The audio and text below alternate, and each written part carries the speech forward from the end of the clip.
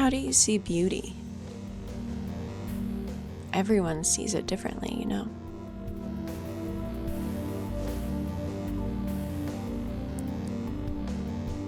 Where's Venus in your chart? Not just your Venus, but where are the Venus-ruled houses? House 2 and House 7 are both ruled by Venus. House 2 has to do with where we find value in ourselves and out in the world. House 7 has to do with our partnerships. So what do we find beautiful? Where do we look for beauty? I have Venus in my 10th house, so I find beauty in my life path and the way that I present myself to the world, my career, how I work for others, how I'm of service to others through my life path. That's what I find beautiful. And that's also what nurtures me and what makes me feel like my life is beautiful, as if I'm following my life and career path. But maybe for you, you have Venus in the 6th house, and health is beautiful to you. Maybe you just radiate beauty. Your skin is dewy and you're always working out. You find yourself at the gym, trying to sculpt your body and make yourself feel beautiful in a conventional sense. Maybe you look at posters, pinups from the 1970s, or, an old firefighter calendar. You say, I want to look like that. That's beautiful to me. And you drink all these smoothies and take all your supplements, and maybe that's beautiful to you. Maybe you find beauty in the aesthetics of food, and you love pastries. And when you're eating a pastry, you feel like everything is okay in the world, and the world is suddenly beautiful again. Maybe like baking pastries or decorating cakes or making a beautiful meal. And maybe that's how you nurture others. You invite them over. Hey, I just made a bunch of cupcakes.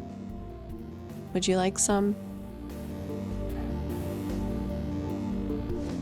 Where do you see beauty in your environment? Do you know how to clear your environment to make it more? Do you feel like you deserve beautiful things? Why or why not? And let me focus on the why not for a moment. Now, I understand that spiritual syncretism and all of this can be scary to some people because really it can apply to anything and anybody can use it to reach a certain goal. Maybe that's a sinister goal.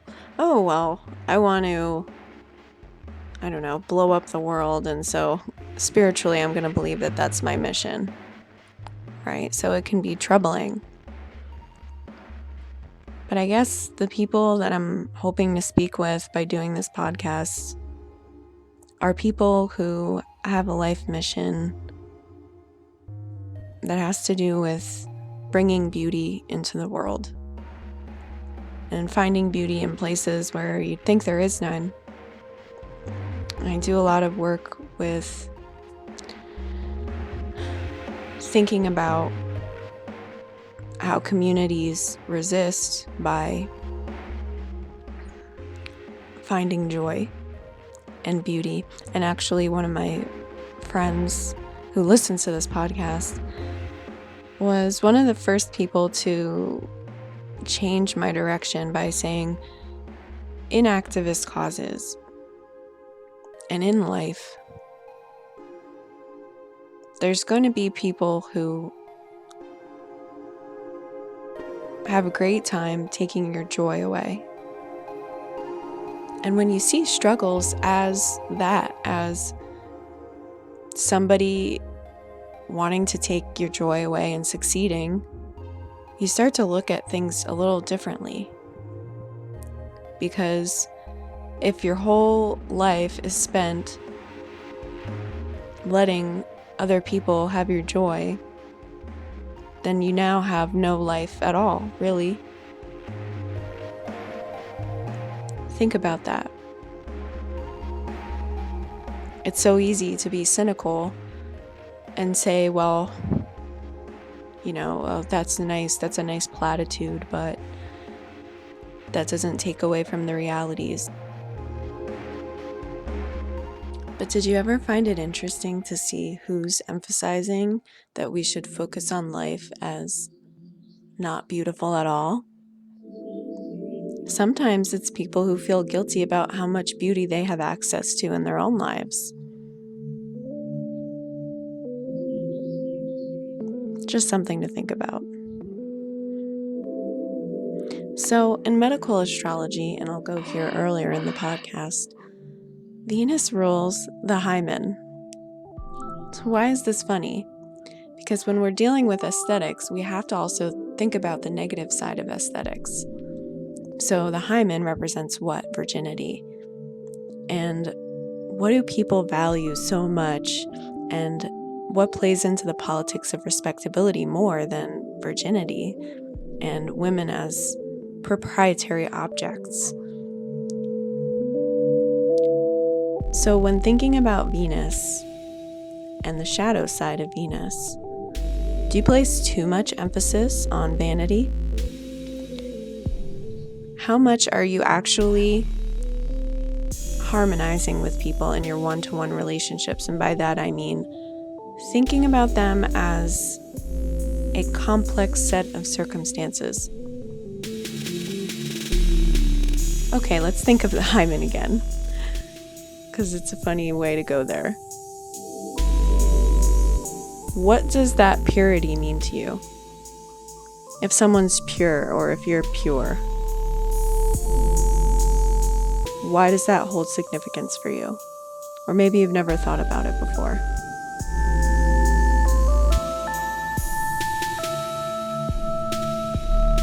People initially thought that Venus was a star because it reflects light.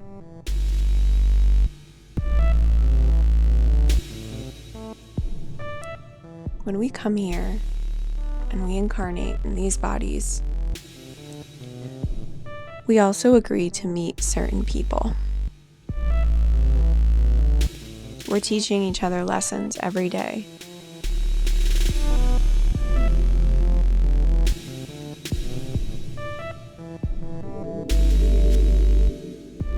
This is Raez with Green Gem.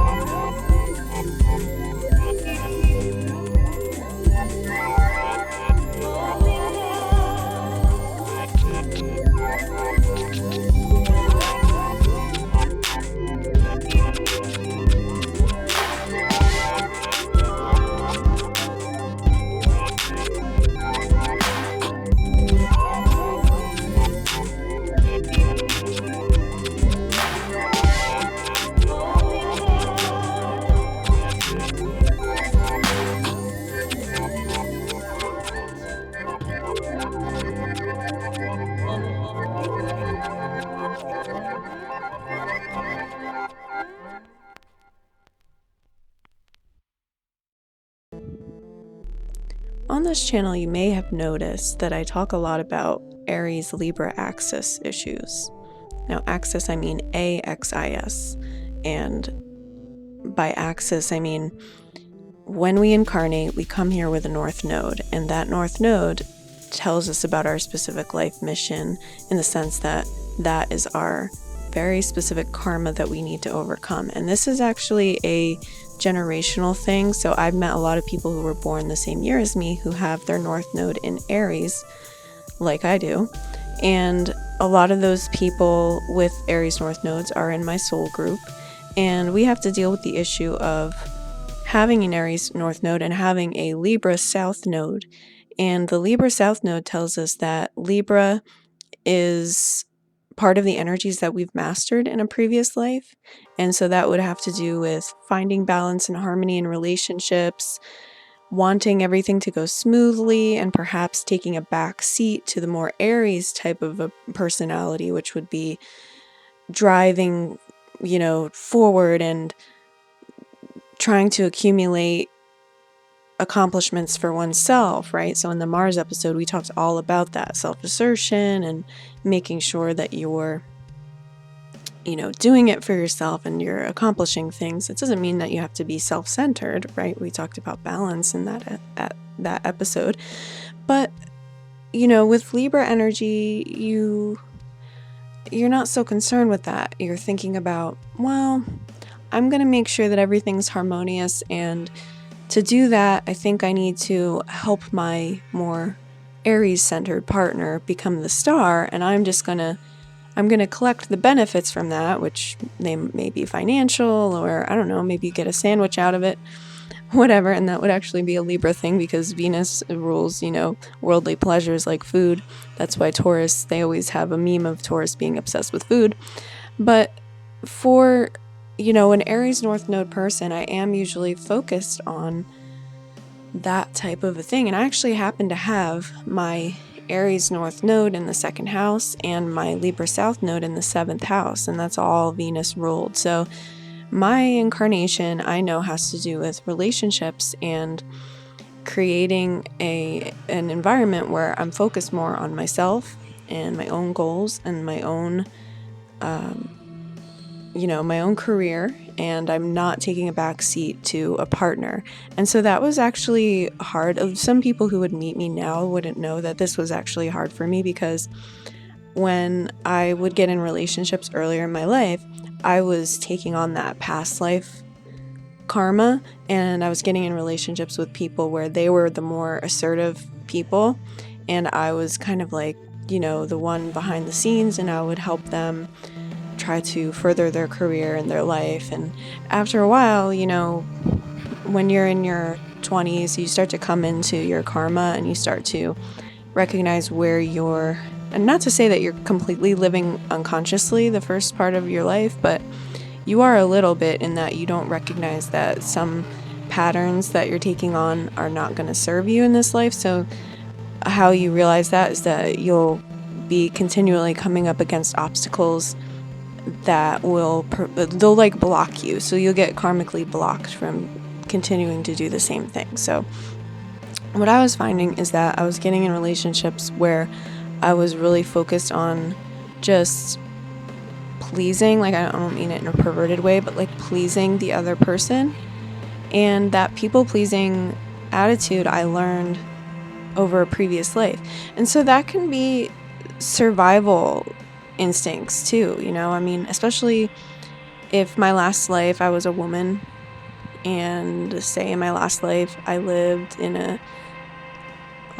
like the late 18th century or something, or who knows, I was in some kind of situation where I had to ingratiate myself and then be sure that I was making my partner happy in order to survive and get good things.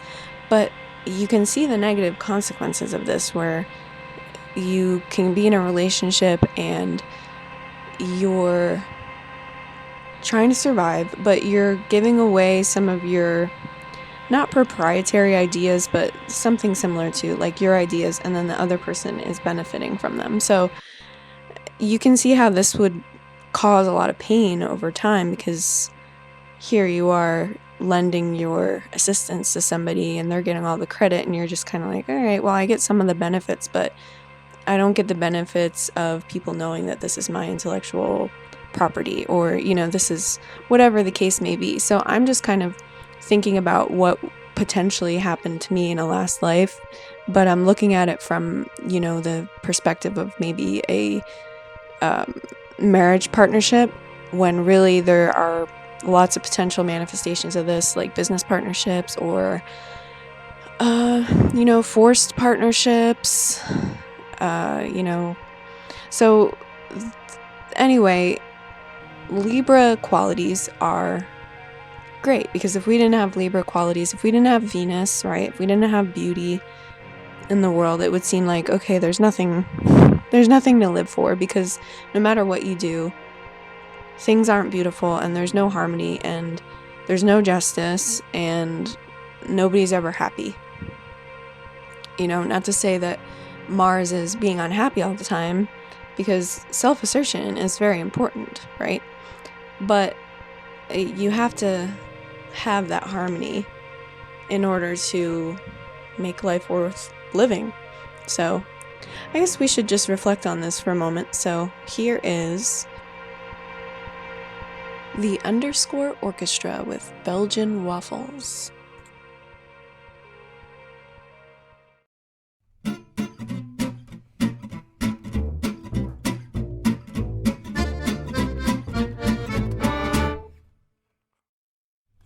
Belgian waffles, Belgian waffles, Belgian waffles. Splash in the coffee. Belgian waffles, Belgian waffles, Belgian waffles.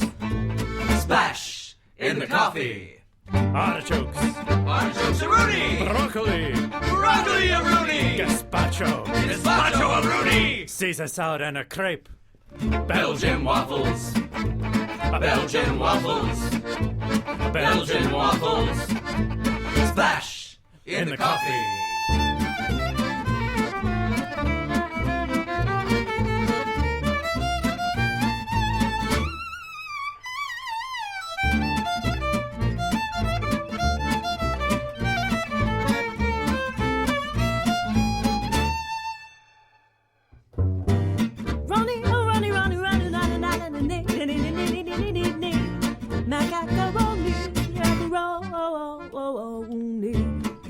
Macaroni, macaroni, macaroni, macaroni. Belgian waffles, Belgian waffles, Belgian waffles.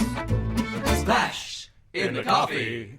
Belgian waffles, Belgian waffles, Belgian waffles. Splash in the coffee. Guinness, Guinness-a-rooney, Beamish, Beamish-a-rooney, Murphy's, Murphy's-a-rooney, in a pint. a-rooney. Belgian waffles, Belgian waffles, Belgian waffles. Splash. One of the things that always pissed me off about New Age spirituality was that everyone used to say, you attract what you are. And I'd be like, what does that even mean? Because you can't apply that to every single situation. And it seems like a cop-out. And most people would use that book, The Secret, right? And they would say, you know, oh, well, I read The Secret, and it turns out you attract who you are. And I just never really bought into that, because I was like, oh, okay, so like somebody who was, you know, persecuted and murdered, like they attracted what they were, so they got murdered, and like, so a political prisoner, like they just attract what they are. And like, I mean, like, you know, it doesn't really apply to every situation, but in New Age spirituality, that's kind of the message, is that you attract what you are. And so Venus is definitely the sign for that. So I wanted to revisit this and think more about my ideas surrounding the whole we attract what we are. So after giving it more thought, this is how I understand it. Venus in your birth chart has to do with how you honor what you said you were going to come here to do and to learn, and how you attract those situations to you. So this is kind of a controversial standpoint. Well, not really in the New Age community, but the idea is that some of us do choose lifetimes where things do not go, they don't go away. We suffer. Let me just sum it up as we choose lifetimes where we suffer. Again, certain things have happened to me where I've said, okay, I have to look at this in a way that is going to allow me to learn a lesson from this. Otherwise, I'm just going to be angry about it my whole life. And so some of the ways that I've coped with that is by becoming an activist and fighting about issues that, yes, have concerned me, but also learning to relate to people who've had issues that may be upset about those issues or affected by those impacted by those issues that are not like mine. And the only way I would have been able to learn about that is by going through my own stuff. So anyway, so I have come to kind of respect the idea that we do attract things because of maybe a soul contract that we made to attract those things, or the way that we are attracts what we attract, So that's the way that I've learned to think about it, because otherwise life would be kind of meaningless to me.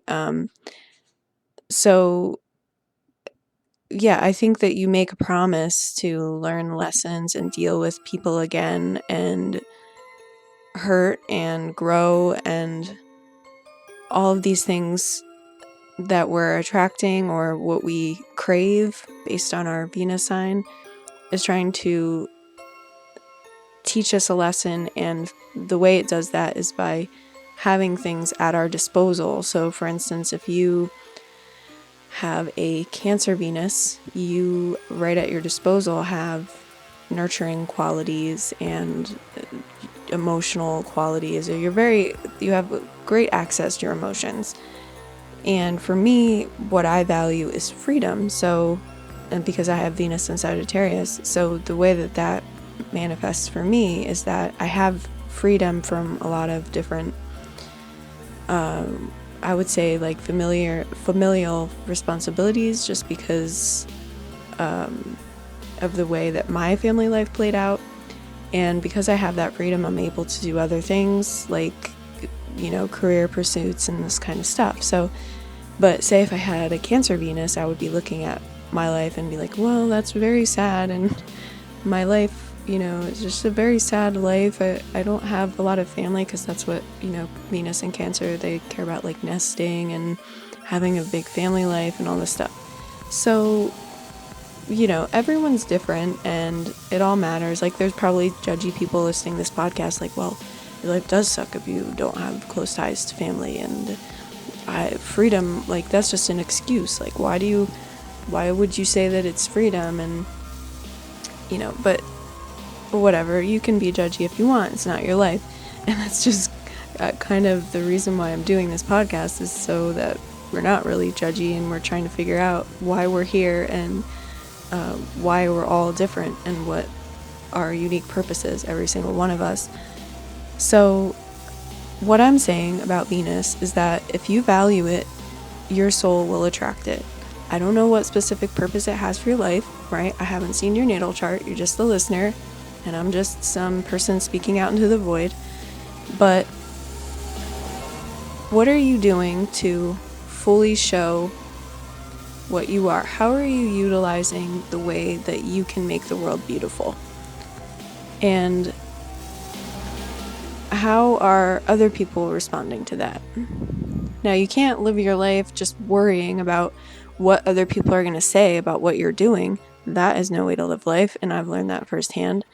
But you also have to be a little bit concerned. That's what I try to explain to people. Like, I think when people are lazy with advice, I think they will just say, like, oh, well, we can't care about what other people think. But it's like, well, you kind of do a little bit. You have to care about what people think. You can't just blow off what everybody's saying. I mean, so you do have to care a little bit about what you're putting out into the world, how people are receiving it, and learn to take some criticism every now and then. And learn, as we talked about in the Mercury episode, what's petty criticism and what is actually valuable to you and what you're not seeing about what you're putting out there in the world. I've met a lot of people who have introduced me to some valuable criticism about what I put out into the world, and we've gotten to know each other better, and it's become a really fruitful relationship. So, when you value things, just know that you're going to attract situations where that value is reflected. And I know that it sounds new agey and silly, and you could have just read the book The Secret for that, but I'm telling you, that's something that I'm learning over time. It really exists. This is Monplaisir with Safe and Clear.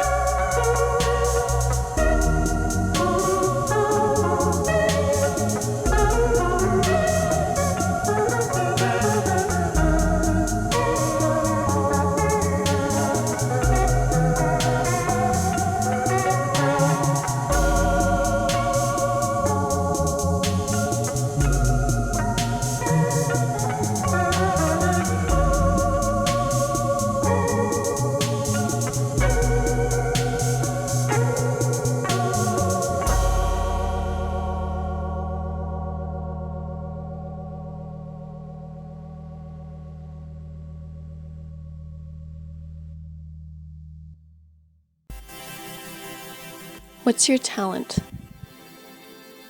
What do you do to express that talent every day of your life? Did you know that Taurus rules the throat, neck, thyroid, and vocal tract? So Taurus in your chart has to do with how you speak up and what you speak about, how you express yourself, how people hear your voice and what it comes out as. Is it soothing? Is it harsh? Assertive? There are many other types of voices. It's not just polarity. Libra rules the butt. Why is this funny to me? Because Libra has to do with aesthetics. What's beautiful? And what do people do at the gym to make sure that they have a nice butt, right? They do squats. Libra rules the butt. But the butt is also where you find comfort. If you've got a bony butt, you probably need a lot of cushion on your seat. Probably need to put some pillows under there, right? So the butt is where we find comfort and where we look for aesthetic perfection. Libra also rules the skin. The skin is a huge organ. When something's going on in your blood, you see it on the skin.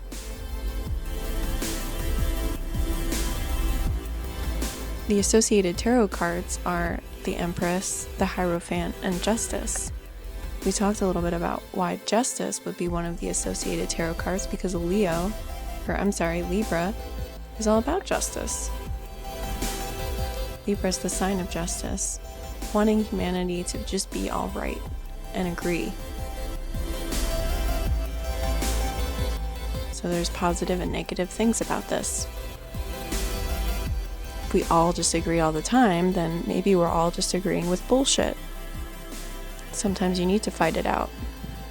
I have a friend who has both Libra Sun and Aries Rising and Aries Moon.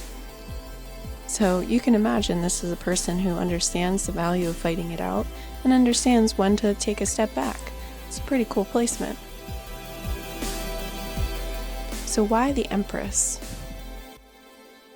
Well, think about Venusian lore, Venusian mythology. Who's Venus? Goddess of beauty, right? So the Empress. But what lesson can the Empress teach us? Well, to return back to what I said before our little musical interlude, the Empress can teach us that we have to show our beauty to the world to attract what we want.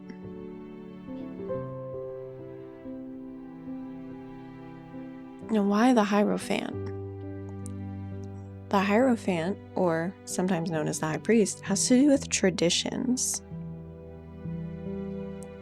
So, tradition and identity, what do they have to do with each other? Well, for me, I wanted to go back and look at my ancestry because I wanted to find out what traditions were present in my family line and why some of the group dynamics went on in my family's history to understand, how my family broke up and all this kinds of... These are very important when figuring out your identity and where you came from. And actually, the thing that reinforced this for me was talking with people who are first-generation immigrants and have to always think about where they're from because they had to deal with it directly.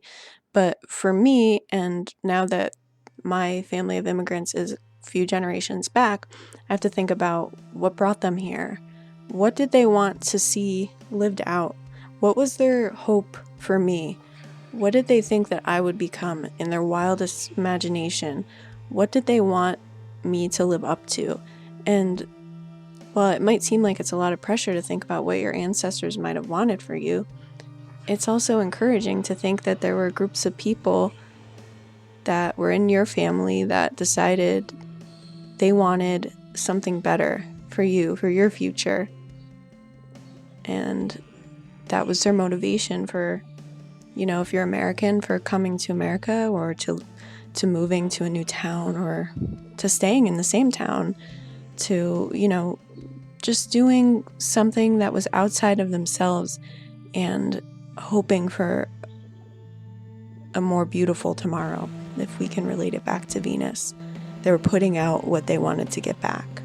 And for a lot of my ancestors, it was terrifying to think about what they had to go through, especially some of my relatives who, one of my great-grandfathers in particular, it came out that his parents were murdered.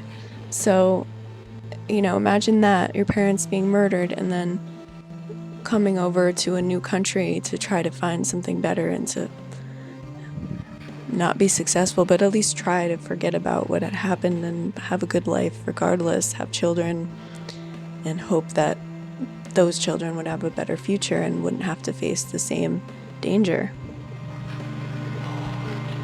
So the Hierophant has to do with traditions. What are the traditions that were in your family, and how did they hurt or help or anything in between your family?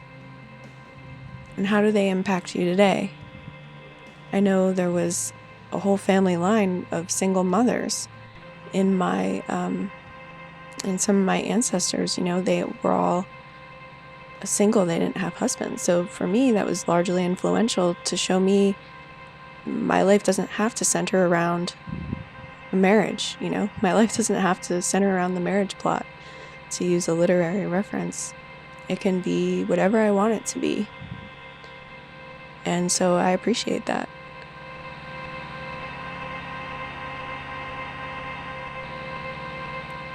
This is Tyler Twombly with Candy Island.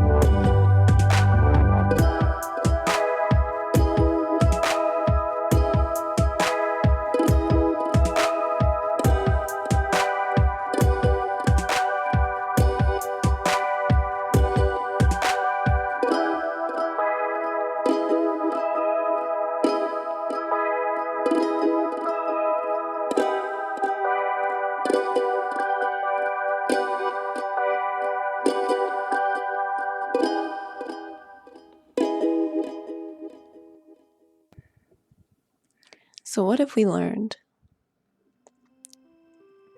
We've learned that it matters what you put out into the world every day.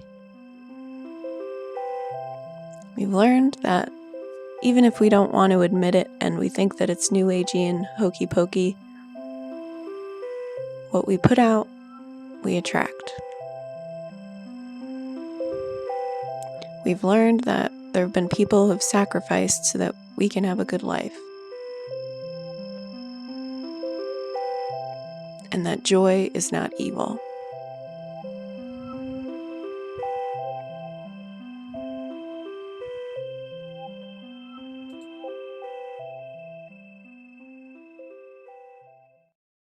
Be sure and tell 'em Large Marge sent ya.